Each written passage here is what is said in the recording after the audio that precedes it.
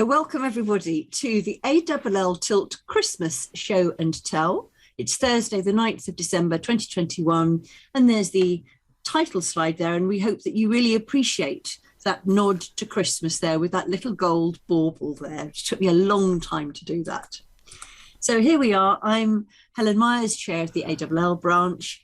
We always say thank you to people who've helped to set these things up. Joe, give a little introduction, please.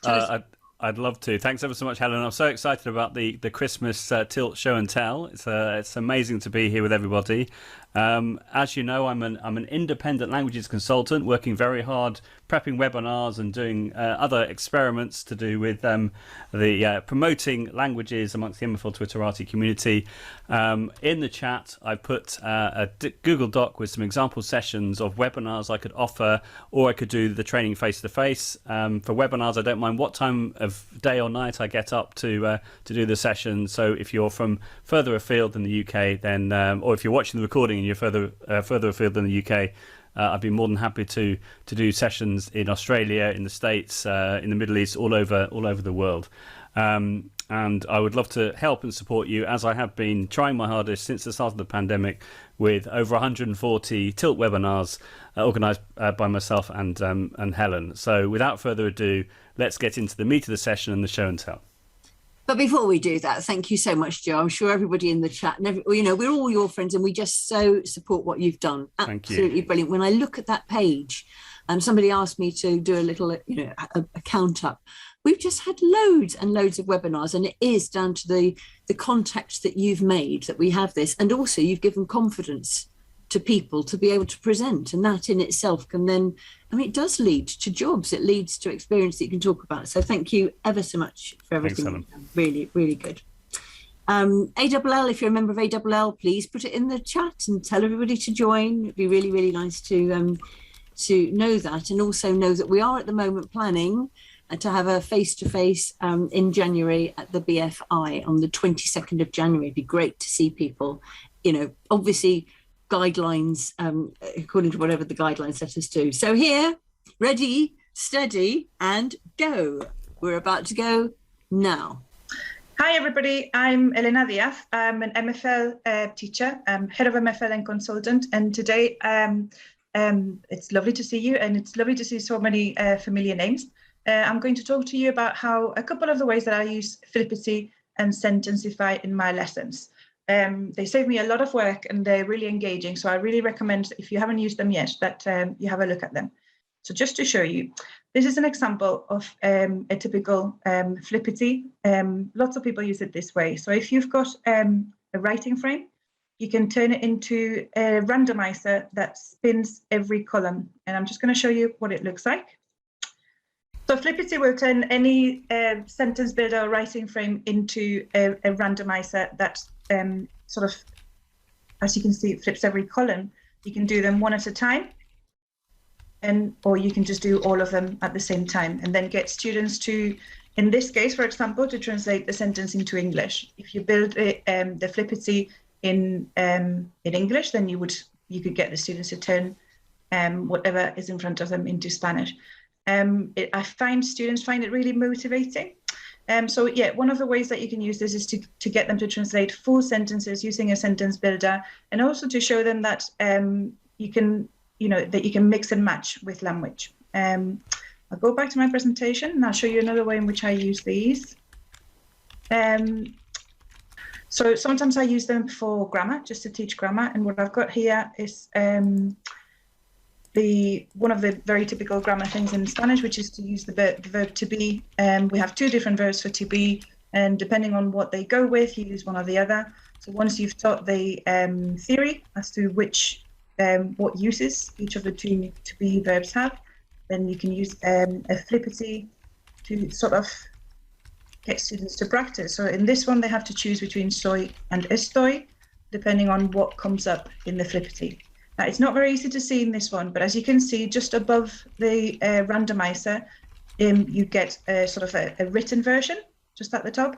And if you click on the little, just here on the top right, if you click on that, when you flip, the full sentence would appear in front of you, and students would be able to see that from the back of the classroom. This is another example of how to use Flippity to teach grammar as well as just to practice sentence builders. So here we have, this is present perfect. And we've got lots of, I'll just show you rather than explain. So sometimes you want to practice at speed and it's hard to think about examples quickly. So this does it for you. It thinks about the examples for you. So very quickly, students can tell you what that is in English and you just keep moving. And it's for the teacher, it's really effortless because again, you don't have to keep thinking examples. It just comes up and it spins quite quickly. I would often start with the Spanish one, where students would see the Spanish and then I'd move on to the same thing, but in English. So students have to produce the Spanish, obviously a little bit harder. Now, I haven't got time to show you how to make one of these, but I really do recommend that you try the instructions. And sometimes it can be a little bit daunting because there's quite a few steps. Once you've done it once or twice, it becomes really quick to do and it saves you eons of time. If you are not too sure and you want me to explain, just get in touch and I'll just run you through it. Here's just another example of how I've expanded the little bit of grammar by adding a bit of vocab on the side. So we're just turning grammar into sentences. Flippity is brilliant because you can embed it onto Classroomscreen. And I'm just quickly going to show you how to do that. So I've got a Flippity here. So I'm just going to copy it. And I'm going to go to, can't really see very well, Classroomscreen. And when I'm there, I'm going to click on Media, Embed. I'll paste my link there, open website, and then my Flippity is there. So I can combine this Flippity or whichever other with timers or dice or text. I can open a box here and write a sentence that I want students to combine somehow, or a random student selector, etc. So lots of ways to use that. Let me find my PowerPoint again. Right, here it is. Right. You can also use Flippity to make word clouds, and this is just a matter of copying and pasting a list of words onto word clouds. It takes 2 seconds. Definitely try it. One of my favorite parts of Flippity is they're like fridge magnets, the little tiles. So I'm going to show you this one. This is one that I made earlier. It really doesn't take very long to make at all. I'll just show you how it works. It can be embedded onto Classroomscreen as well. And if you do that, then you can have these little manipulatives, they're called. And then on the side, you can have the text of the translation. So this could be, you could have a sentence in English and all the different parts that make this sentence. Students come up to the board and do it. You can do it with their instruction. This can be distributed through Teams or Google so that they can rearrange their own sentences. So it's a brilliant way to get students to practice sentences, to think about word order. Manipulatives, this is very, very easy to make. Again, you just put the words in a box and it creates it for you. You can change the color, you can make it beautiful. So it's a really useful tool. There, you've got the answer at the bottom. Right, Sentencify, if you haven't seen it before, I'm just actually going to go to the website and show you. I can't really see my tabs, which is not helping, but I've got it here. So I'm going to go to Sentencify, and I've got a little sentence builder that I made earlier. So get started is your first step. Once you get there, to make anything really, you just get your sentence builder in one language, and you start placing each column into each one of those boxes. You need to make sure that those that it's a properly built sentence builder where everything fits with everything else, so that when sentences are created, they make sense, they make common sense. So I'm just going to make 2 more, and then I'll show you what it looks like when it's finished. And then 5th column, you can go up to 10 columns. Right, so what I normally do with this, you can create exercises. but I normally just generate sentences. I often generate maybe 30 or 40. And literally they just appear there, and it saves me a lot of time in having to make my own sentences. Now, normally copy them into just a document, then run them through Google Translate, make sure that they are correct in Google Translate, make sure that they are correct in Spanish. And then I've got a lot of sentences that I can use for gapped translations. I've got a few ideas here of things that I would do with them. So they look a bit like that once they're done. So yeah, run them through Google Translate, put them on your, put them on a table so you can see which ones go with which. And you can do reading games. You can do translation games, all sorts of translation games, gap translations. You can do dictation when you give them the English or where you don't give them anything, or the first letter of every word. You can jumble up the words using your manipulatives. Takes 2 seconds. You can play games like find the sentence that says, for example. And then one last use that I've sort of recently discovered for Sentencify. So this one, creating sentences, is I think the most obvious. If you'd really like Sentencify, you can generate activities with it, and I'll just show you. You would put your English here, and then you could generate activities there. And I can't do it now because I haven't got the English, but like matching up, gap fills, etc. They're interesting. But other thing I've done is created grammar exercises. The ones that I've explored are grammar exercises where you've got a multiple choice element in the middle. And here what you have is time expressions on the left, tenses in the middle, quite a wide choice of tenses, and then just a simple ending that everybody will be able to understand. If you put, if you make sure that all of these sort of would be able to match logically, and students, all they would have to do would be to just pick the right tense. That's what this is designed for. You can use the first column, put it on column 1 of Sentencify, and the second column on column 2 of Sentencify, and then Sentencify will turn it into like a million permutations. So it'll turn it into what you can see in front of you. But if you say, for example, you ask it to do 70, then you've got pages and pages of this exercise, which is a really good drill. I've actually got the whole thing here. I made this using just these 2 columns on the left. I made these many exercises in 5 minutes. If I had to think about those one by one, it would have taken me 5 hours. So Sentencify does all the thinking for me. It just mixes and matches for me. I've run through that very, very quickly. Please let me know if you have any questions. We've got one question. I think we're running out of time a little bit, but we've got one question. Is there a printable option for Sentencify? You know, like with Quizlet, you can have like a printable version of the exercise. Is that possible, or is it just a question of printing off, say, a Word document, etc.? What you get is what you get is all the different permutations of a sentence builder. If you ask for 30 combinations, you get 30. You can ask for 70. So basically, it just makes sentences with sentence builders for you. Yeah, so if you want to then print it off, it would just be a standard export it as a PDF or just print it as a Word document. Yeah, it won't like resize it or anything like that. It is what it is. No, I just sort of copy and paste the text into wherever I want to put it, and I can put it anywhere. Excellent. When we go through the exercises, they're online. They're all right. They're pretty. Fantastic. Yeah. Thank you so much, Elena, because we're on a bit of a tight schedule. That was absolutely brilliant. And I'm really delighted that you showed us, Flippity and Sentencify, brilliant stuff. Great. Lovely. If you could, if we pause the recording, maybe, Helen.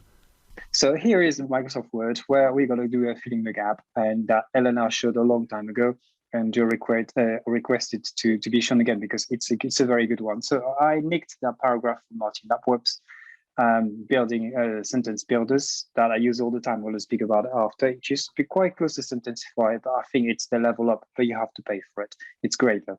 So I have highlighted my little bits and bobs and underlined them. And if I want to, obviously I've got a word, I copied and pasted underneath and stuff like that.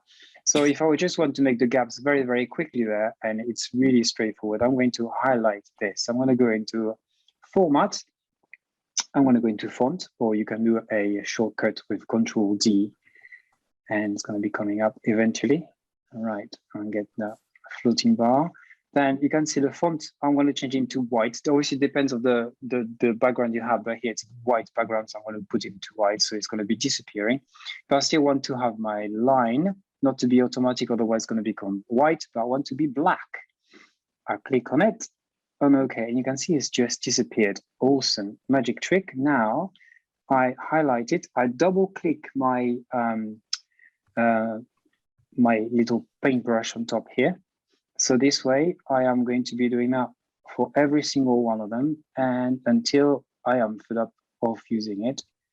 And within seconds I have done, oh, my exclamation mark is gone, but you've got a gist. Within seconds, it goes very, very quickly, and you have straight away your wonderful filling the gaps exercise. Okay, it's super straightforward to do and very easy. Now I'm going to be passing on to, I'm going to erase that page actually. Let's be bold. Okay, I am going to show you something now. I am a big fan of Sentencebuilders, and you probably see me saying lots of things on Twitter about it, because I think it's a fabulous website, and I know you have to pay for it, but Martin Lapworth is an absolute genius, and I think, and if you work with Sentencebuilders, it works very well if you work with the language gym and stuff like that. It's perfect. You have all the books into it and stuff, but you can also build your own sentence builder into it. You can make some complex one, you can make some easy one. It's really up to you. But overall, like Elena showed earlier on, you can do exactly the same stuff. I'm going to show you how to do a break the flow exercise very, very quickly. So there's plenty of things you can obviously print off your sentence builder. It's very nice and very easy to do with colors and stuff. What you can do also is, like Elena showed earlier on, but in a different way. No, that's not that one I wanted. I want this one. You can copy and chunk or sentences. So Martin actually has done that over the weekend. I was ever so excited about this one, because you have lots of possibilities here. You can pick the number of sentences you want. You got some vocab here. I can only have 372. You can have English, Spanish, Spanish, English, or Spanish only, or English only, which is amazing, because sometimes you have to erase some bits and bobs, and it takes a bit longer to do that. And you can have also the separator changing if need be, whatever works for you, okay? So I am going to pick only 10. I just want to have the Spanish in this case. I'm going to copy, and I'm going to go back onto my Microsoft Word document. I'm going to paste it. Okay, it's here. Now, what I want to do, if I want to do a break the flow exercise, I need to get rid of these spaces. Well, I could spend a large amount of time doing that, or I could be using a little trick. So what I want to do is, I want to do a replace, and I want to replace my spaces. So I go into find and replace. So I just tap the space bar, and I'm going to replace it with nothing. And if I click on replace all, technically I should have no spaces left. Look at that, amazing. So if I want to do a break the flow exercise, which means I'll have to identify which chunks or what words I have here, it's done within seconds, okay? So there we go. Now I am going to do that, just nick one of these sentences here, and I'm gonna go into Canva to show you how a little trick I've been using. If I want to go into there, I'm going to have to create a new document. I suppose I can do that very quickly. Let's say I want to do that an A4 document or post or something. Or yeah, A4 doc. Canva is amazing also. I love spending time doing stuff on Canva. Probably here, so you can see that here. I'm going to make it slightly bigger. I pop my text, so I paste it if you want to. There it is. Okay. And it's nice to make it looking pretty. And I am going to get rid of this, and I'm going to go into effect. And into effect, I've got a curve effect. I'm going to make a little ball out of it. So you can see here, you have the curve, and I can do something like that. and pop it there. And you can do that with your 10 sentences. You can have the Spanish, you can have translation into English, you can make a very pretty sheet, which is amazing. What you also can do if you want to do a break the flow exercise is you can do, as Esther Mercier showed on Facebook, and I think she also mentioned on Twitter, there's a site called festisite.com, which is really good. If you want to do all sorts, you can do some spirals, you can do some waves. I experimented with the spirals with a lot of sentences, and the children find it quite difficult because they have to turn the sheet many times. And the higher ability ones don't find it a bit annoying, but not too bad. But the lower ability ones, really find it really too difficult. So I've decided to work on this thing here on the waves, and I think it works really well. So what I need to do, I just go back into my Word doc where I have all my sentences. I just copy. I go back into my Google area, layout. I've got all my sentences there. I'm going to make it slightly bigger. You can change the font if you wanted to. I'll leave it in the vertical, doesn't matter. It's going to be in A4. Okay, and I am going to preview what it's going to look like. And you can see that when you're going to be printing it off, you're going to have something like that. It appears after when you're going to be downloading it, it's going to be looking like a picture. So you pop it and you put it into actually you can do that very quickly. And I'll download it and it's going to be looking at this. So after that, what you need to do is, or what I do a screenshot of it and I put it into a Word document or whatever you want to do it. Screenshot it, go into there, get rid of this if you want to, go away, insert. Or I can just drag it in, actually, would be probably easier if she wants me to do that. Boom, it's there, okay? And you can see that you have that already there. You just organize your worksheet, the way you want to put a title, you put some lines underneath and you make it look pretty.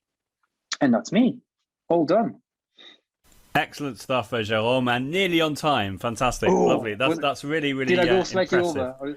No, it's fine. I'm really joking. Okay, cool. It's really nice, really easy, and I can see people using that straight away tomorrow. Lovely, right? Thank you, Glenn. Thank you, Jérôme. That's brilliant as ever. Thank you. So, Glenn, are you there, Glenn? Can you hear and see my screen now, Joe? Is that okay? Yeah, it's all good. All right, perfect. Well, good evening, everyone. Great to be here, coming to you from across the pond, if you will. In Newfoundland, Labrador, Canada, and I always enjoy taking in Joe and Helen's sessions because they're so informative. So what I wanted to share with you today was just a couple of updates with Gimkit. I'm sure that most of you, I'm assuming that you have played this before, the many different games and features of Gimkit. So it will work anywhere. For those of you who haven't, just a quick overview. It'll work on any device that can access the internet. So you can do it in both face-to-face environments as well as online. There's a short video there from, I'm just going to play that. Hey, New Brunswick, this is Josh here from Gimkit. High school and in middle school, I played a lot of games in class that really helped me get engaged in games like Kahoot and Quizlet Live. And I was trying to become a better engineer. And so I decided to start working on a project that kind of would help me become a better engineer. When I thought about what I wanted to build, I wanted to build something that I would actually want to use. And so I went ahead and built a classroom quiz game. I did this because of my school. The high school I went to is a project-based learning high school. So we worked on projects completely as our schoolwork, and that gave me the opportunity to work on something like this. And it started off just wanting for me to become a better engineer, and I never expected it to grow to what it is today. I just graduated from high school in June, and I work on Gimkit now with 3 other people, and it's amazing because we get to build a bunch of awesome and exciting things for students and educators. So I hope you enjoy Gimkit, and let me know if you need anything, and thanks again, Glenn. All right, so thank you. So that video is probably just over 2 years old, but Josh is just a phenomenal individual. If you need to reach out for him for anything at all, he will respond. And on that note, if you're familiar with Leslie Fisher, she has a webinar featuring Josh and the team from Gimkit coming this Friday. So that might be something, Joe, you could pop in the chat if you wanted.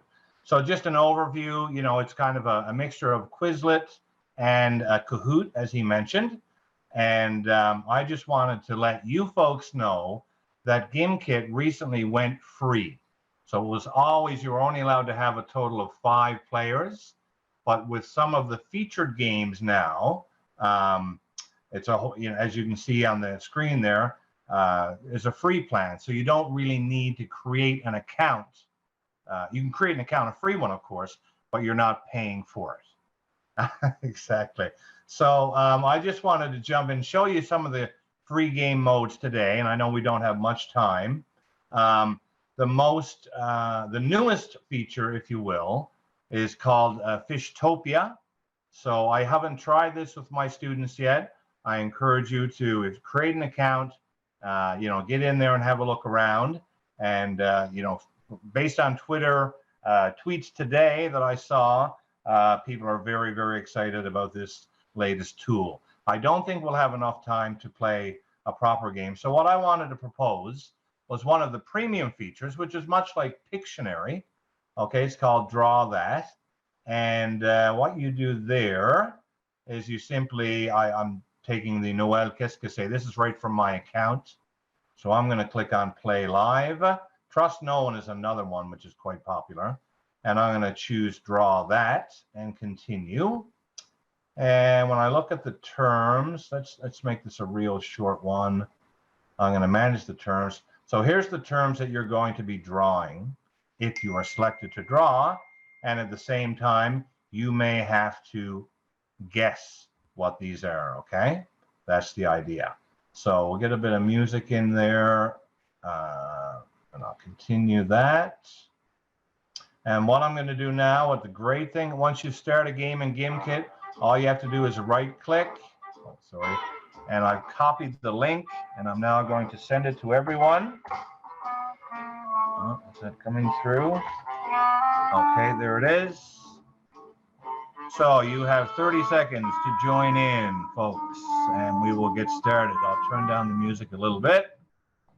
So again, this is one of the premium features, but I know the students really, really enjoy it. Great for an afternoon activity, and as Christmas is right around the corner, all the more reason to go. So while you're doing that, so once you create an account, you can actually search for kits. So if I wanted to, just look up Noel or Feliz Navidad, whatever. So all of these kits are already there at your disposal. You see one that you like, you can click on that, and you can make a copy of it. Bring it into your own account, and from there you can make tweaks. You can add in audio, change up some of the questions, so on and so forth. All right. So we've got about 15 in there now. I should have told you, you need to go in a separate browser window for this. So what's going to happen once I launch the game, someone will be invited to draw, okay? And, we won't make fun of you, I promise. And then everyone else is going to try to guess what that person is drawing. And bear in mind that all of these terms are affiliated with Noël. So these are all en français. And the quicker that you answer that you solve the puzzle or solve the drawing, if you will, then the more points you will get. And as an artist, you will get more points by the more people that do your drawing. Okay, so we've got 19. I'm going to jump in there and get going, guys. All right. So there's all of our students are now logged in.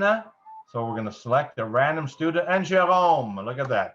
Jérôme is selecting a term now, and he will have 40 seconds to draw that term. You have to guess what it is inside the Gimkit window. Okay, so we've got probably, very, very nice, Jérôme. So I can see that 3 people have got it right already. Sabine, that's a good guess, but it has to be en français. Okay, it's a 6-letter word, something that we love to give à Noël and certainly receive. All right, so 5 seconds. So we can see on the right-hand side all the people that are getting it right. Bravo. And there's the answer, un cadeau. And now it's going to tabulate the leaderboard for us. Okay, so we can see now that Helen is in first place. Very, very nice. SB is in second, so we'll do a couple more rounds. Now we have H, who is selecting a term and is going to draw it. All right, nothing too difficult, hopefully. All right, so we have 2 words. First word is going to be a, le, la, perhaps. The second word is the key. Oh, look at that. Very nice. And we're going to put some decorations on that H. You can show off if you want. Change colors. There you go. Perfect. That's great. So many people got that right. All right, so you remember, in the Gimkit, in the software, in the window, you have to type in the answer in order for you to get points for H's fabulous drawing. All right, so there it is. So we see who knew it all along. I'm thinking Helen's going to be at the leaderboard, top of the leaderboard again. Oh, no, SB is, oh, it's a tie.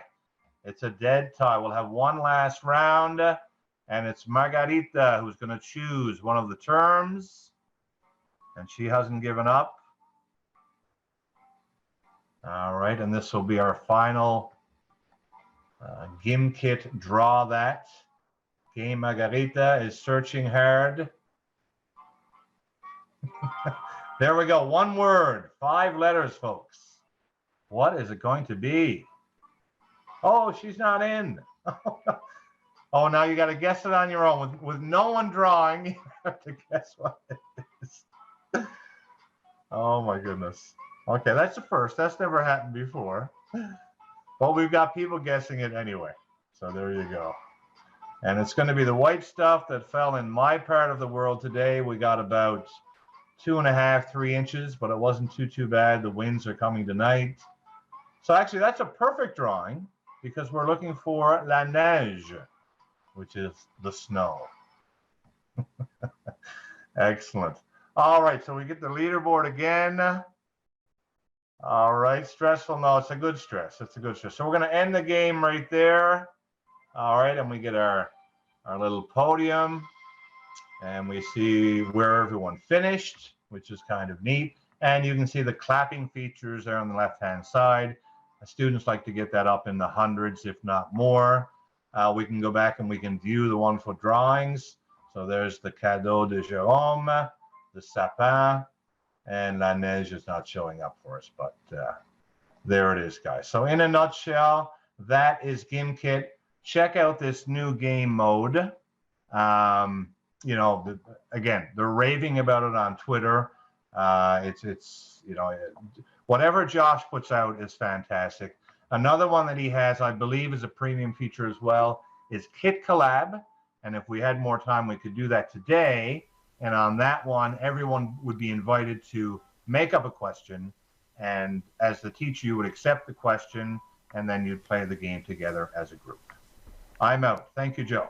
Amazing. Absolutely perfect, as always. And we'd love to have you back in the new year for a whole session with Mr. Glenn Cake. Thank you so much for finding the time to join us. That's brilliant. Right, Francois, should we pause the recording, Helen, until Francois is sharing his screen? Thank you, Joe. Thank you so much. A quick introduction about myself. Good evening, everyone. My name is François Stalder, and I work here, as you can see, the American International School of Budapest. And yes, we also had a bit of snow this evening, and it looks beautiful outside. I teach French, Spanish, and German at different levels. And this is my Twitter handle here. I'm delighted to be with you this evening, and it's great to be able to share what I've been doing with YouTube.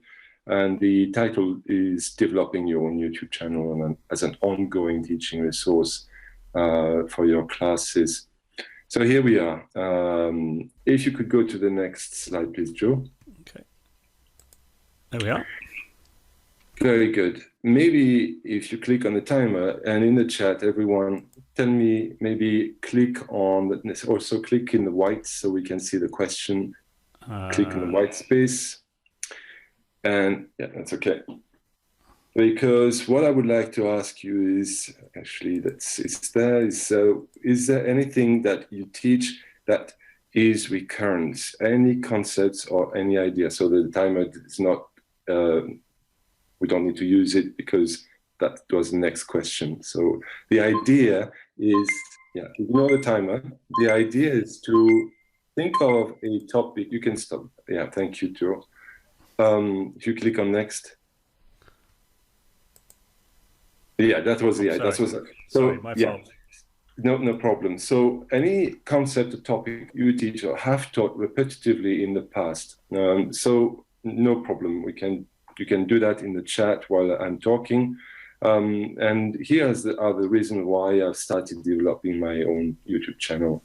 So if you click on next, I will list the reasons. The first one is really, there are certain concepts like grammar concepts, like maybe routines, maybe study skills that you want your students to know and follow, text types, all kinds of things that you teach on and on every year, the same thing. And they are recurrent topics. And I found that would be really useful. So as I speak, you can keep clicking. I'm not able to do that. I would have done myself otherwise. So you teach those things. You could teach them only once.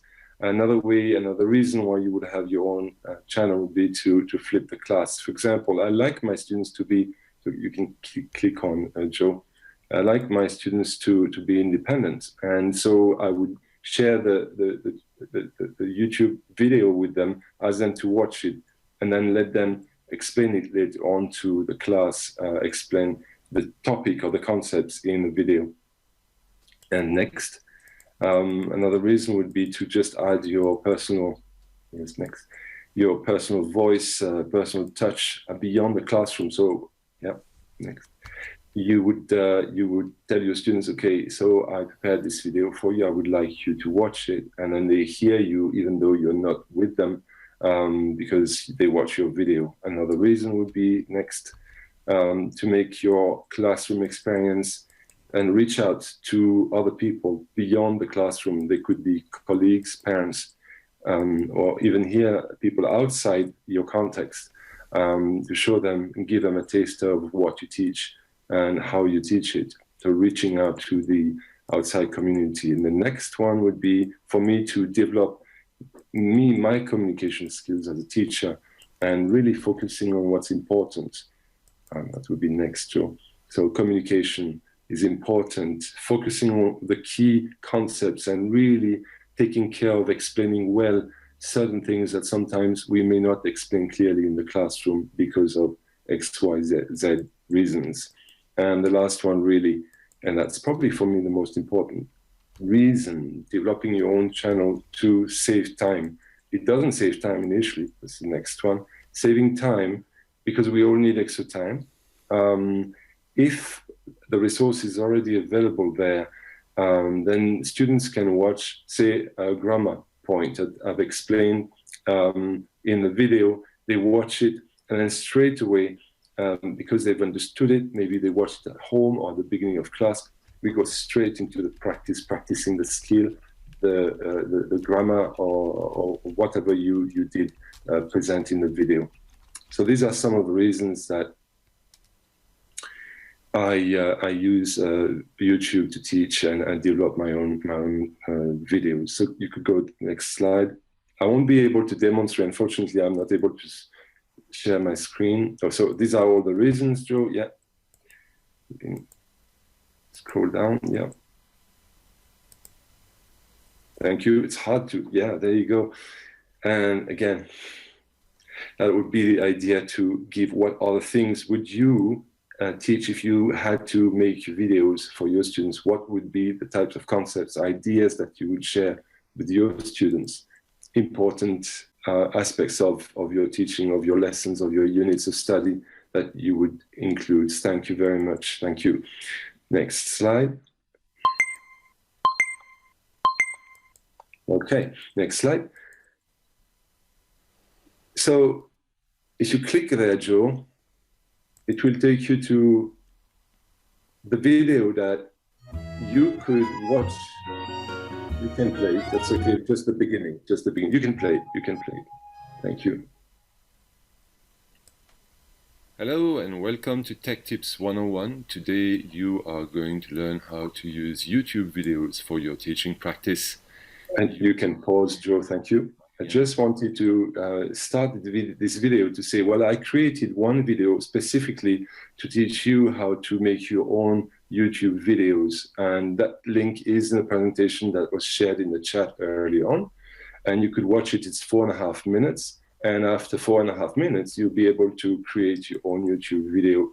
What you will see is on the next slide, as we come to the slideshow. Yes, thank you. What you will see in the video is how to prepare your slides, because it's important that you prepare for your video. So I use slides. How to record, add links to activities related to what you teach in a video, add hashtags, listings in your video, and a thumbnail to make it look good on your channel. Is another one. And then how to post your video on a website to organize all your videos nicely for your students so they can easily find their way around. Yeah, that's what is all shown in the video.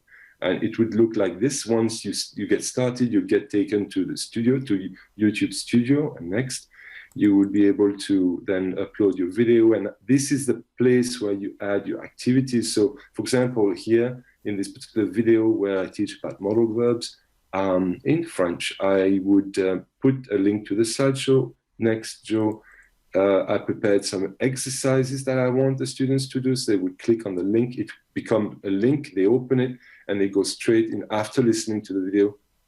Exactly. Then they could go and do the exercises and hashtags if you want to be found, but that's not important. Next, Joe. This is the equipment that I use, so my laptop, and I used both Google Slides and a Microsoft PowerPoint to create my slides. And then I put all this, what I created in Final Cut, which is a program or iMovie. You can use either or to sort of like you heard, you have the music at the beginning, and you can really design your video nicely so it looks good and professional. And that's it, really. So if you go, thank you, Joe, thank you so much. And you can go to the next slide. If you go to the presentation that was shared in the chat, and I can share it again here, then where it says click here, you can click and it will take you to that particular video which shows you, because I don't have the time to demonstrate, and anyway I can't share my screen, I would demonstrate how to go step by step, but because I don't have the time, I will practice what I preach, and you can go to that video, watch it by yourself, create your video, and you can find me on Twitter, and I would love to see your channel if you start creating your first video after you watched my tech tip on how to make your first YouTube channel video. It would be nice to share. Thank you very much. That was awesome, Francois. Thank you so much. So should we pause the recording, Helen? All right, so hopefully Flippity will load up. It's always good to get everything ready and then it sort of blanks out. Okay. All right, so good evening, everyone. And going back to Flippity, and we're going to have a look at how, largely focusing on how I insert and why I insert and how I use backgrounds in a couple of the Flippity activities.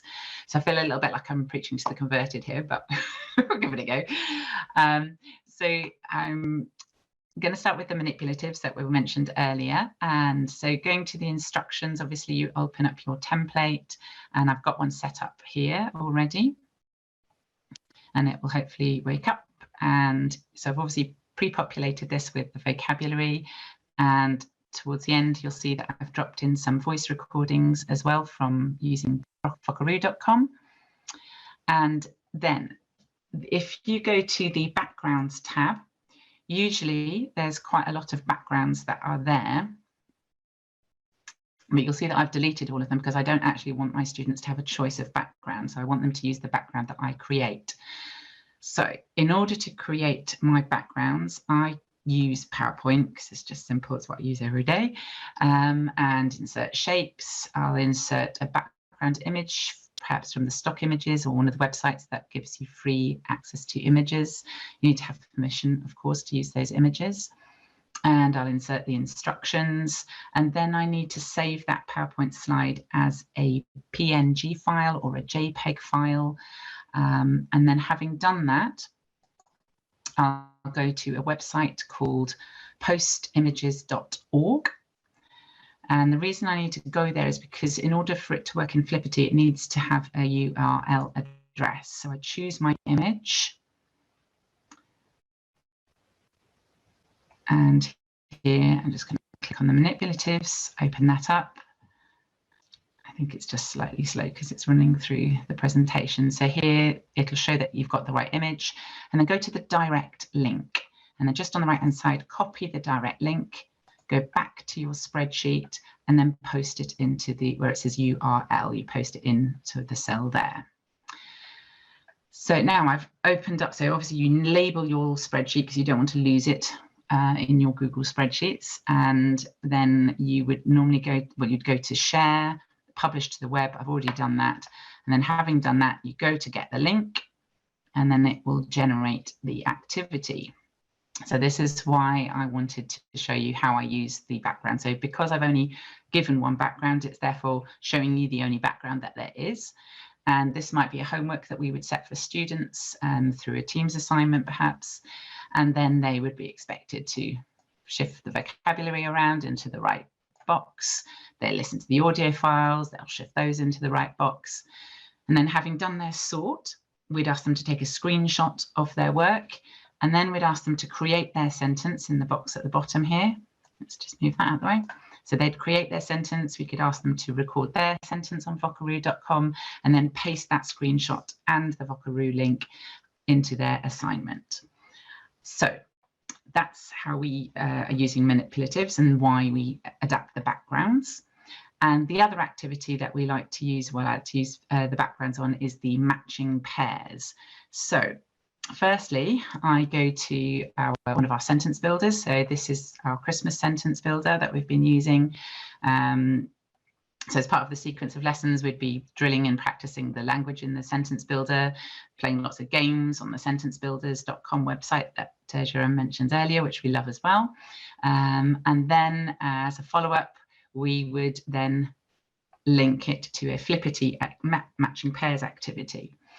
So here I've simply done a screenshot, and then I've hyperlinked the image to the activity, and that's how the teacher would use it in class. So if I go back here and go to the template, so this is from the matching game, and then I've put that vocabulary from the sentence builder into the spreadsheet. I've adjusted the audio at the top so that they can hear it as well. And for some reason it's okay. Now this, you need to find the background in the options tab. So if you go to your options tab, it'll open up slowly. It's not playing ball, of course. Okay, you can see you can adapt a few things. So I've adjusted the message that the students receive when they've matched all the pairs. I've changed the color of the cards, and I've also posted another image as a background to the matching pairs. So what I like to do with the matching pairs is not just put a pretty picture at the background, but actually hide something underneath those pairs. So if I show you here, this is what the students would see. I need to turn on the numbers. So here, I don't know if you can see slightly, there's a little bit of image here hidden behind there, and I'll show you what the image is later. So as they click on the pairs, I don't know how I get a pair obviously this time, but we'll see. I like to sing Christmas carols. Car ça me rend heureux. So normally, if they get a pair, that pair then disappears and starts to reveal the image underneath. So it adds another layer of excitement for the students, another challenge, competition, who can get the message first. So in order to set up the background, it's the same process. You need to go to postimages.org. Now, this is the image that I've already uploaded. And so once they've revealed all of the pairs, this activity is revealed. So I've actually used the Flippity Fun with fonts to create the message with the Scrabble keys, Scrabble tiles. And then as soon as that's all revealed and they've played that matching game, it's then the challenge of them playing Scrabble with those letters to see who can create some words and score the most points. And so I've lost my space now. So I just kind of think hopefully you can think of different ways in which to use the image and the message that's hidden behind the tiles and the pairs. So perhaps you might have a scrambled message or word snake. You could have a fun fact about the target language country or the topic that you're on, or a code if you're creating an escape room. So there's lots and lots of ways. So hopefully that's given you a little bit of food for thought with regard to how you could use the backgrounds and the messages to make those flippity activities, the pairs and the manipulatives work for you. So thank you very much. Hi everyone, I've recorded this ahead of time just in case there was some sort of malfunction of some form. I'm presenting language Lego and how I used Instagram Reels to then create a little video to share with people's. I use it purely because whilst I could probably go and pester the claymation people to use their stop motion, this was actually the quickest thing. We've all got phones on us, most of us anyway, and Instagram has got the function of a reel there. So language Lego, for those of you who didn't see the post, is something that people have talked about for a long time. You know, language is made out of small blocks, so I just made it a reality. As you can see from what I've got on the screen, I've got different colors for different verb endings and all sorts of different things. When it comes to making an Instagram reel, it's a fairly new thing for some of us. I'm still getting to grips with it myself, but our pupils know how to do this really well. And so this might be a really nice activity if you've got any language leaders or people who are leading activities for younger pupils, something for them to get a bit hands-on with and do and create. They'll know something better to do than I would imagine. But anyway, get all your kit out in front of you, make sure it's all to the side. So I'm just going to speed this up a little bit so you don't have to see what I'm doing. But when you are ready to start recording, you go into the Instagram Reels, and it shows you that little screen. So line up where you want things to start taking pictures. I did it as like a stop motion, so I recorded it for about a second or two because I didn't want it to be too long a video. As you can see, once I'd recorded my little second, the little part at the top left-hand corner of the screen shows you how far you've recorded in. You then line up your next shot. So you click on this little align button down in the corner here that my finger's just pointing to. That shows you like a ghost image of what you're looking at. So when you line up your next shot, you can match it. So it looks like you've paused it and got back right to the correct point in the video. So you'll see me do this a couple of times. I've taken my infinitive. I'm then going to put in my stem and the head of the verb. I've got my align on, so I'm able to just match it up properly and then record the next second. And repeat that over and over again. And it's a really simple way of doing stop motion. And you don't have to download any software. You can just do it with what is on your phone already. And so the process repeats itself on and on and on. Let's just speed up a wee bit. This has been such a useful concept with pupils in demonstrating live how vocab and how grammar, particularly in this case, is so manipulative. It was something that I drew out on boards previously, but actually having my visualizer and doing this in class was really useful. At the moment, we've only got one kit for the whole department. I've yet to sort of buy the rest of it for the rest of the team. And so this was my easy way of creating a small video that I could embed into PowerPoints and send it on. And it's gone down a storm so far. Another way of doing it without having to use Instagram, if you're not an Instagram fan, I just took pictures with my phone and put them onto PowerPoint that way. And then just each slide was a new picture. And then you can set your timer on PowerPoint to run for a second or two. Other little features you can put in an Instagram reel, you can add some music. There's a list of copyrighted music and then original sounds, so you can mix and match depending on what type of account you've got. And you just simply scroll to which part of the song you want to include. You can then add filters, you can add videos, or other sorts of effects if you so wished. And then the final thing that you can do, and you'll see me battling with it in a second, you can add text. So in this case, I go to label the head and the stem, and then you can sort of crop at the bottom. You can see me fighting with it in a second. You crop at the bottom to make it line up with the section of the video. You can then add another bit in, and again, you just crop it to where you want it to appear. So it's quite an easy video editing software. That is all from me. It's really short and sweet.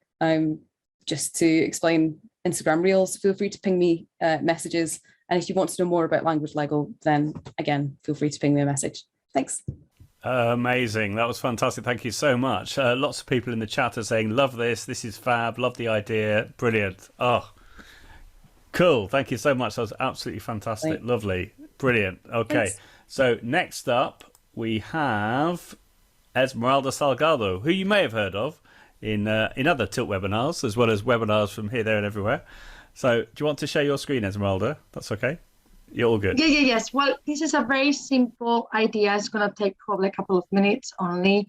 I've tweeted about this, but actually it's having great success with my year 11. So I thought it would be really nice to tell people a little bit about it. And I got another little idea that actually is yours, Joe. So actually it's not mine. But the first one is the Padlet, where I use to create for the kids revision Padlet for them, basically. And basically what I've done is this is a normal Padlet, and I've divided this into what they should be doing for revision during the Christmas holidays. And what I've done for them is first, what basically they need to do, they struggle with some particular things. For example, the verbs, or they struggle with reading, where they need to go. And if they struggle with listening, they can use this as language. You can go to the past papers, etc. So that's a little bit of generic. And then what I've done is that every week I tell them a little bit what they need to do. It's based on the concept of retrieval practice and interleaving and doing little and often.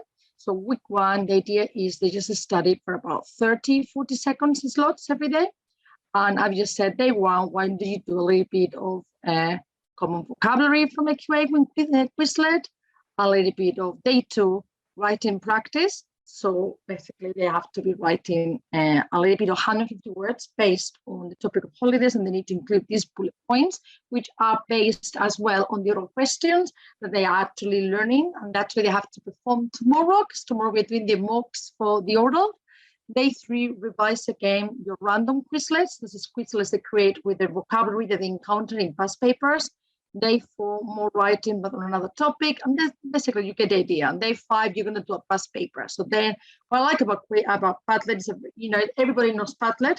You can have your link in here. You can have the links in there, and that will take them to the intranet in the school where the papers are stored with the mark scheme, etc. Same from week 2.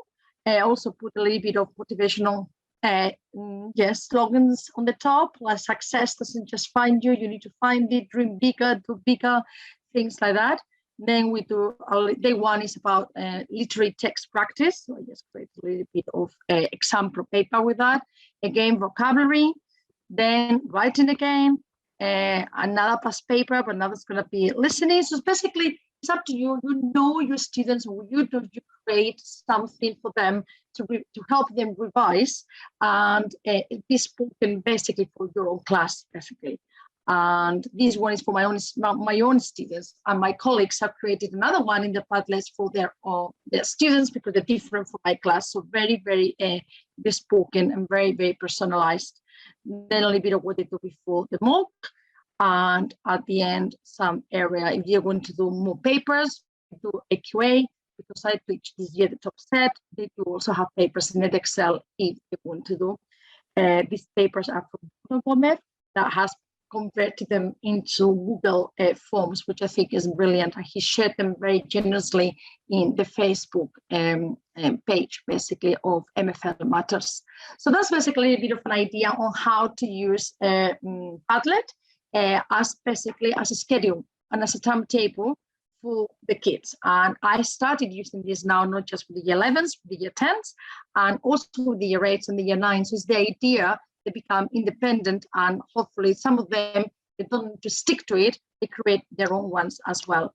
So that's one idea. Second idea is your idea, Joe. So this is no mean you just told me about a Spinnerwheel, remember, a couple of weeks ago. And I absolutely love it because I love wheel of names. So this is an activity. I wasn't going to talk about this, but if I just talk a couple of minutes, I did this morning with my with my year 10s. Basically, Spinnerwheel is a little bit of wheel of names, but it allows you to create up to 8 wheels.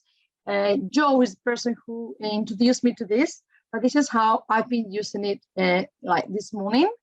Created 3 wheels in there. And the topic is talking about school. And this is like a mixability group, and they get something from every wheel. So when you said I cannot stand, they need to say the sentence with the subject that they cannot stand. So I want to make it a little bit more personal rather than me saying what I want them to say. And they need to say because it can be difficult. Then they say the PE teacher, for example, the chemistry teacher, the science teacher used to help us a lot. And then I did something about the uniform. So again, the idea again is about retrieval practice, all the different little mini topics within the topic of holidays. And what I did is that we did this together first. We did it with mini whiteboards to demonstrate it. And then I shared very nicely this little URL with them in OneNote. And then all of them will have this in OneNote. And they were playing piedra, papel, tijera, which is one stone, paper, and scissors. And the person who actually won between the two of them had to basically do the translation. And it was a little bit of oral activity. Then what they did, so I like maximizing and milking the activities as much as possible. I told them that for prep, for homework, they had to basically write 10, 15 sentences based on the wheels, and as an extension, they had to record themselves as well. And it's true, the one they came up with is not kind of related because it's like 3 different topics. So there was, because it's a mixability class, the very top ones, they said, Miss, we're talking first about a subject I like, a teacher, and then the uniform. That's weird. I said, yes, that's fine. How can you link the sentences together then? And then they were saying little paragraphs. And so that was like level for the weaker ones, they just had to translate sentences. The other ones were already speaking and trying to join them in a paragraph. We did writing, we did speaking, and it took me literally 10 minutes, probably 10 minutes, because I did the thinking and all that. So it's about 10 minutes to create. It lasted for the whole lesson and included a homework activity as well. So that was a little bit of ideas on how to maximize resources really easily. And I think that's done. That's me done. Excellent stuff there. Fantastic, Esmeralda. Thank you so much. Brilliant, as always. So the next person is Susan Finley. If you could stop sharing your screen, fantastic. Yeah. Thank you. That's excellent. Right. Yeah. So Susan, Susan, do you want to share your screen? First of all, I wanted to say what a pleasure it is to be here with everyone today. I have spent most of my career working as the only language teacher in my school, with few resources and no administrative support. So over the last few months, discovering this community through Twitter and other sources has been very heartwarming and energizing, and I'm so thankful to be getting to know you and seeing all your ideas and hopefully sharing something useful with you too. So thank you for having me here. I wanted to share something with you today that you can use now, even at this crazy time of year, a little fun activity that should be engaging for your students, even though they are bouncing off the ceiling a lot of the time. And as you hopefully can see on screen there now, I've called it a Feed the Need activity. I'll get into explaining that in just a moment. Here in Canada, we have a comedy festival called Just for Laughs. You may have heard of that. And they have a television show called Just for Laughs Gags that I believe airs around the world. So some of you may have seen it before. It's a series of different practical jokes, basically, that they play with a hidden camera. And they fool people and confuse them. And then at the end, they reveal that they've all just been part of a big practical joke. So each video is very short, but funny, and therefore quite engaging for students. The activity that I have prepared to accompany that would only take about, I would estimate 10 to 20 minutes of class time. So It doesn't eat up a lot of your time or take away from other programming too much. And it's also fairly low prep. Joe, I don't know if you wanted to perhaps click on the link there. You might be able to show Yeah, this seconds. one. Yeah. Yes, the YouTube link there. Yeah. Just a few seconds of this video that this activity is based on.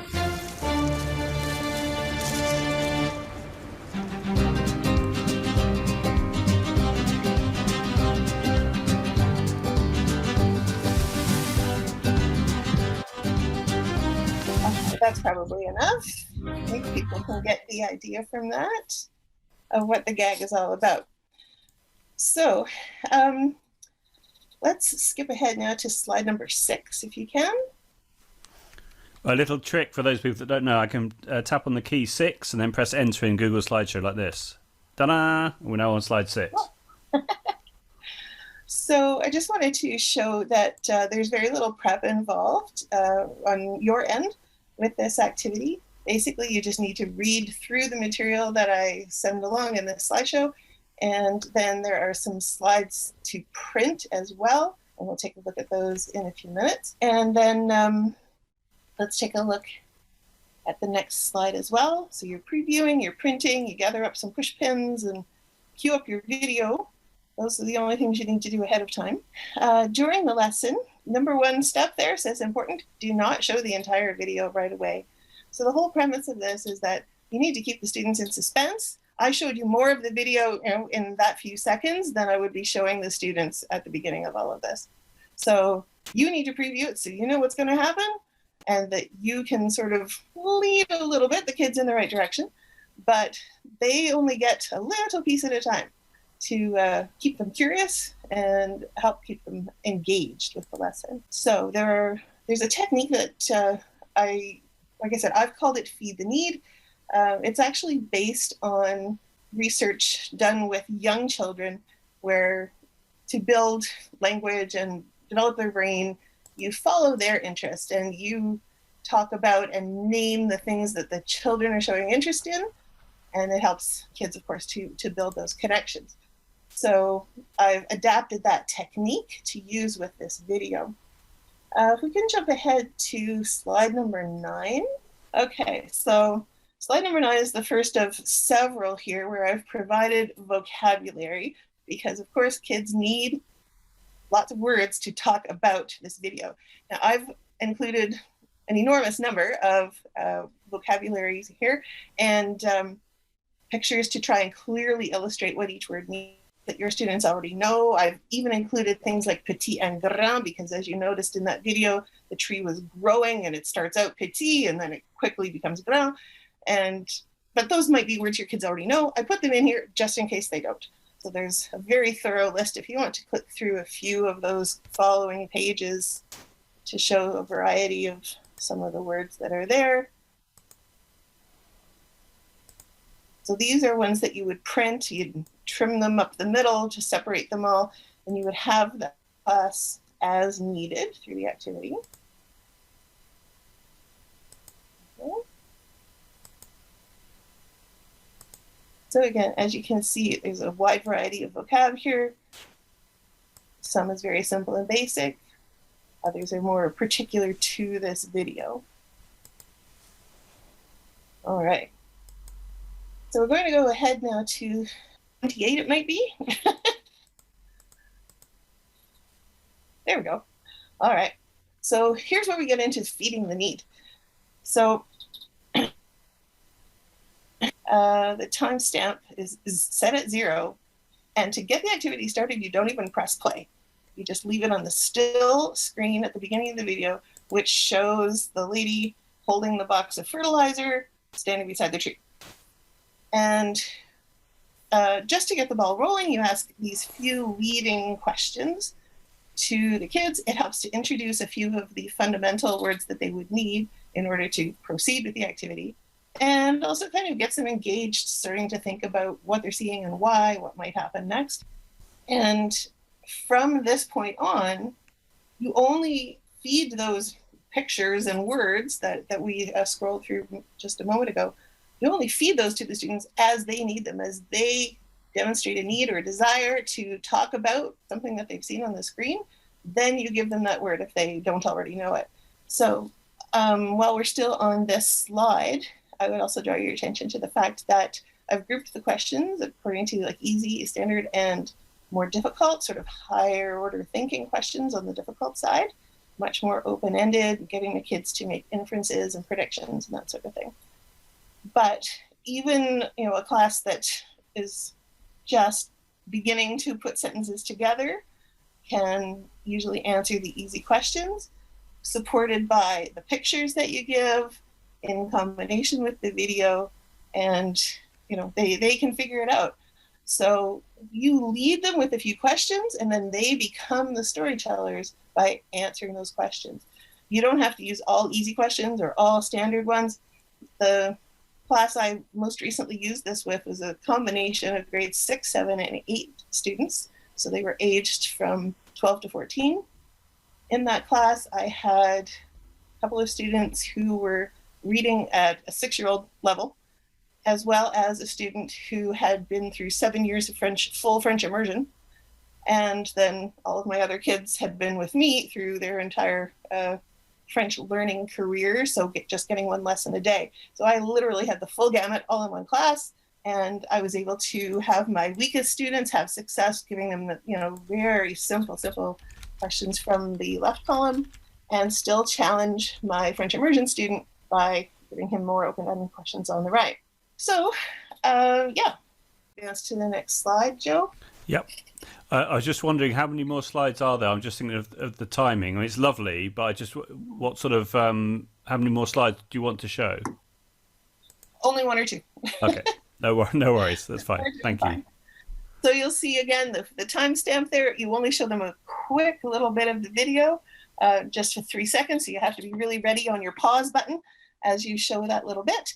And then you're able to question the students again about the next sequence of events that they have seen. And my screen just went dark, so let me get back here. So yeah, the idea is you don't have to ask these questions in any particular order. You follow the student's lead at this point once you're starting into the video. So what are their observations? What is drawing their interest? And if they are able to express it, great. If you need to feed them some of those words, then you use one of the really easy questions that has the vocab they need built into it. And that empowers them then to be able to express their idea. And you just kind of carry on. You don't have to use all of the questions. You don't have to use all of the words, but they are there as your resource. And it allows you to use this kind of activity with many different levels of classes and students, and lots of different ages who would still find this interesting too. If you can just skip ahead to the very last slide. I would just mention that, you know, being inspired by discovering that there is a community out there, and also with a desire to not force so many other people to have to reinvent the wheel as I did through my entire career. I am seeking feedback on this because I'm looking at creating more activities for French teachers. And so if anybody does decide to give this a try, I would encourage you to shoot me some feedback using the survey that's there on the last slide of the set. I hope that you have fun with it. I hope your kids enjoy it. Keep it free and fun and flexible. The idea is definitely not to memorize all of those words or to master them, just to use them in the moment to talk about this entertaining thing that they're watching on the screen. Fantastic. Thank you so much. That was brilliant, Susan. And sorry to sort of like move you on a little bit. It's just we're aware of time, but that looks really useful. And thank you so much. I will copy and paste the form in a moment into the chat for everyone to have a look at. And thank you so much for your kind words at the beginning. It's we're a global community, and it's lovely to have people from around the world, from Canada and further afield. So thank you so much for your contribution. Brilliant. So to finish off with, we've got Jane Basnett, who's been waiting very patiently, who's going to be showing us all about reading progress in teams, which I can't wait to see. So thank you so much, Jane, for staying up late. It seems that hopefully you're still awake. I'm here, and can you hear me? Because we can hear you, but we can't see you. We can see I've turned my video on. Yeah, we can see your video, but we can't see you in the video. Yeah, I don't know why. Oh, well, it doesn't matter. You're not missing much. I mean, I'm going to share my screen anyway, so you don't really need to see me, do you? So that's fine. I don't know why it's not working, but let's not worry about it, hey? Cool. Right. Do you want to share your screen and we'll see if that works? Let's just hope that works. Okay. Can you see my screen? Yes, we can. For you. Good. Perfect. I even put it on white for everybody because normally I have my teams in black, but I put it on white because I think that's probably clearer to see. So what I'm going to show you is reading progress in teams, which I really like. And I've only just really discovered it and made it work recently. So what I'll do is I'll show you what it looks like once it's been done, and then I'll show you how to set it up. Right, so, okay, so I'm going to show you reading progress in teams, and the names you can see here are staff, and I've had all their agreement, and two of the guys here, I set up this team especially because I didn't know how else I could do this, and I really wanted to show you how powerful it was. Tim and David, they're the IT guys, and they just refused to do the prep. So they were terrible students, but Catherine was a real good egg. And what I did is I set some prep for Catherine and she handed it in. She did it straight away. She's actually a maths teacher. And what Catherine did was I set her this little text and she had to read it. And she reads it. And I've set it all up so it's in French, and you can see the text here. Can you see that? And the prep, it's sort of auto marks. I've set pronunciation sensitivity to high, and I can listen to Catherine reading it. So if I click, hopefully, I don't know if you're going to hear it. Noël est célébré dans beaucoup de pays, mais en France, les maisons sont décorées avec des courants, des bougies, et surtout le sapin de Noël décoré avec des boules et une étoile en haut du sapin. So, did you hear that? Yes, we did. Loud and clear, yeah. So I can get this text and I can go through it all, and I can click on the word, and I could click on that and jump to word. La bouche de Noël. I'll do that again. I can jump to word. La bouche de Noël. Because it says up here she's mispronounced it, so I can have a listen to see how she's mispronounced it.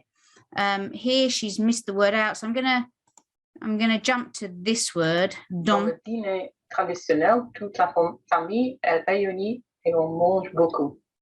Le repas traditionnel, c'est la... So it does sound like she says de le and then de la repas traditionnel. So she kind of stumbled a little bit over that. And then I can give her some feedback.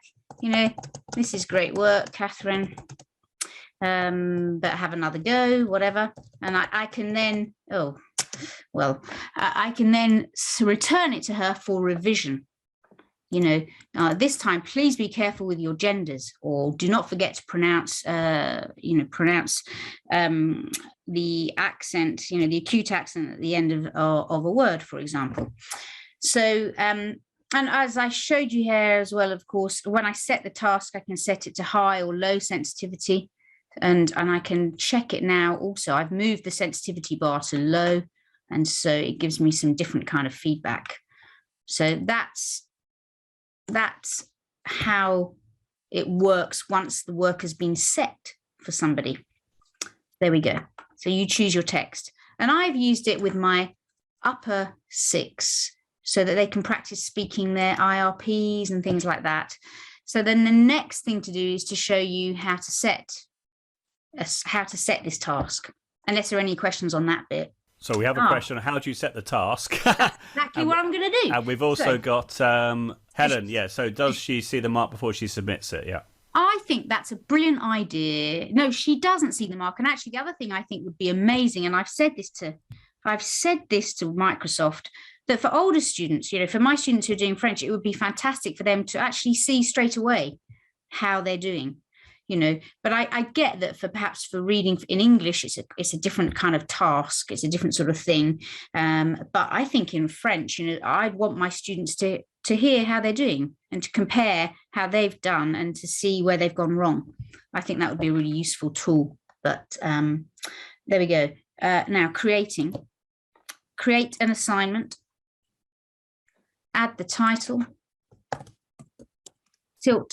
I think I've turned my caps on. TiLT test, enter instructions, read the text in French. So I could add a little note for my two naughty IT members of staff who didn't do the work. I'm going to attach. Now I go to attach, have all these options, and at the bottom, not quite at the bottom, but I have reading progress. Click on that. They have a library, but obviously it's English stuff. So you have to import Word or PDF. So I'm going to import and upload from my device. I've got a little text on Christmas, the same one that Catherine was reading. And I can edit it. You know, if that's too long and I only want them to read a bit, I might just get rid of that bit there. Okay, that's that. Yep, that's good. I'm happy with that. And then I can have a look at the, I can enter a reading level. I don't really know how that works. I mean, I think that's for English. Genre, you know, this is non-fiction. I don't know why that matters. I can give them an unlimited number of attempts and no time limit. Pronunciation sensitivity, I can actually set it for less or more sensitive. Require video, they don't have to have their video. So one of my girls has done it without video. So I'll say no video this time. And then, actually, no, I'll keep the video on. And then I go to student view.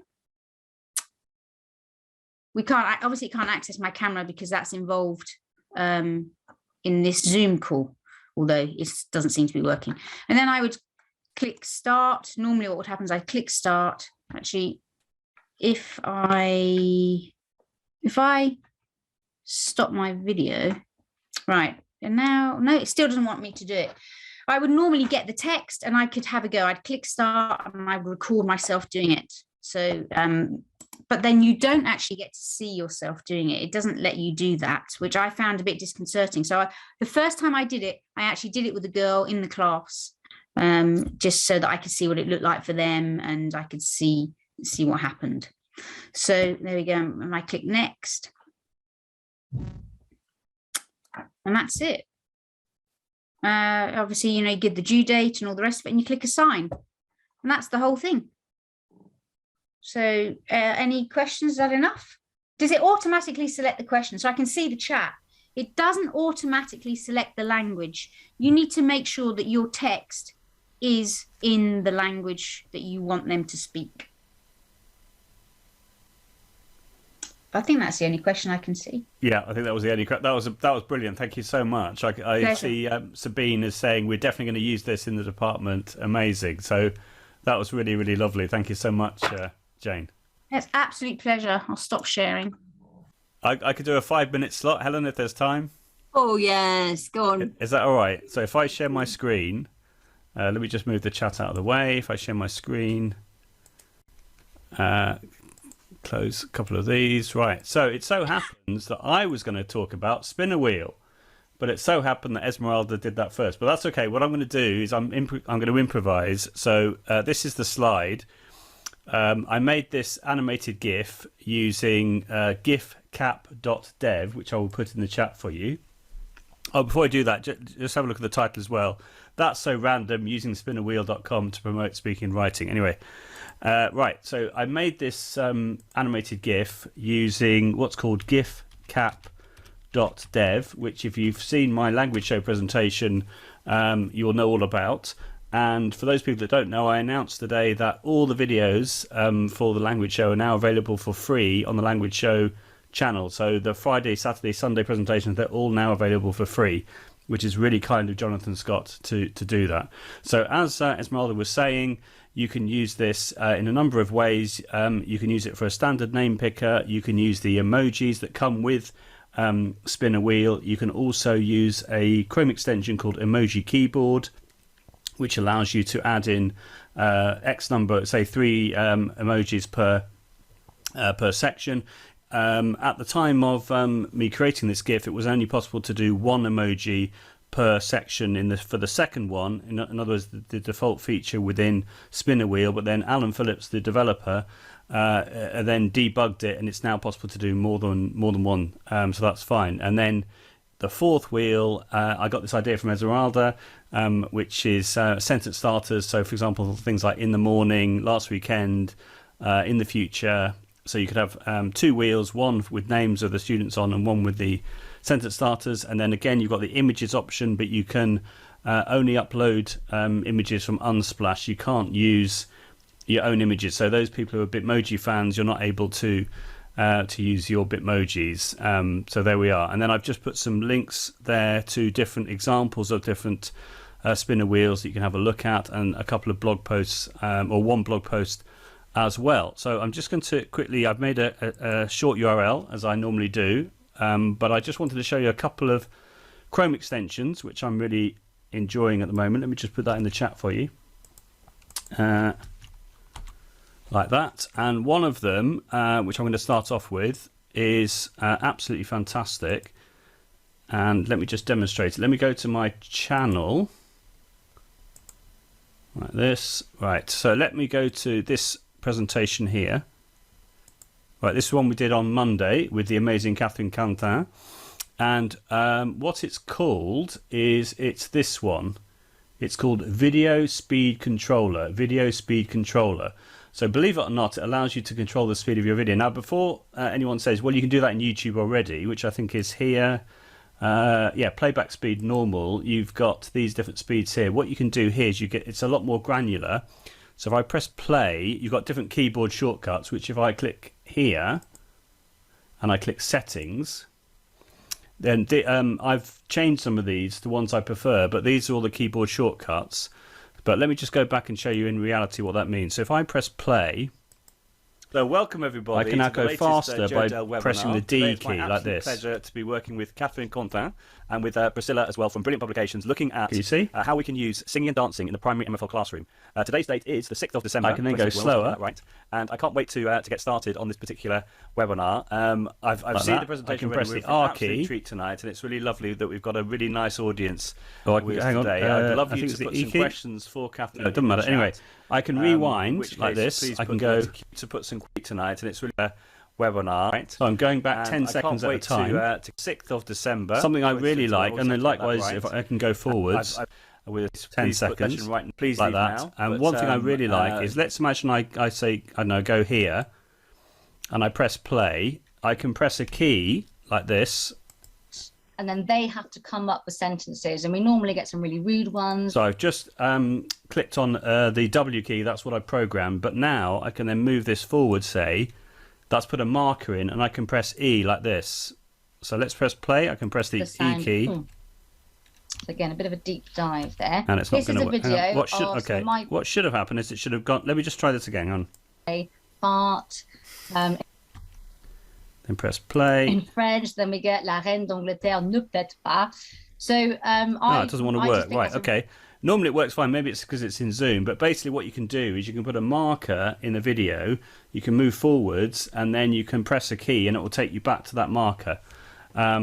So it's really, really handy. Let me just show you the other option. I'm using it all the time, and it works with audio as well. So things like audio in a Vocaroo or Quicker or Twitter Spaces, you can speed it up and slow it down.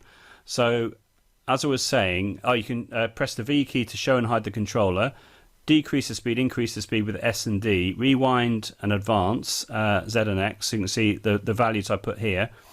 Set the marker W and jump to the marker E, and then if you want to add the audio option, you just click work on audio, and it's fabulous. I'm using it every day.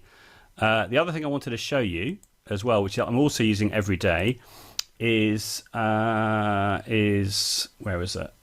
Here, right. This is called Quick Share Screenshot. Quick Share Screenshot, right? And it's by Alice Keeler from the States. And what you do is you click on it and you click take partial screen, right? And then I can then just say go over this QR code. Now you might think, well, you know, I know how to do that already. But what it does is it uploads that file, that image, into Google Drive, into a folder called Quick Share Screenshot. And all you have to do is, the first time it does that, is you just right click that folder and click Get Link. And that means that anything that you then paste from that folder, anybody can then see the image. If you didn't do that, it wouldn't work. So once you've done that, it means now I can now paste in the chat like this, press enter, and now if you click on that link, you should all be able to see my QR code. So for example, in the past, when I've been presenting about praised postcards with Vocaroo as an audio QR code, once I finish doing that, if I want to put it in the chat, all I have to do is make a partial screenshot and then paste it straight into the chat. And again, I'm using that every day since I discovered it. Another one which I really like, which has disappeared. This one. Let me go to YouTube again. Here we are. Now, if I let's sort of think. Right, yeah. So if I click here, it's called Turn Off the Lights. There, can you see? So everything which is not the actual video itself is suddenly changed into blue. You can choose different colors. The default is black, but I've just gone for blue. So let me have a think. If I click on to get the options, it's probably, hang on.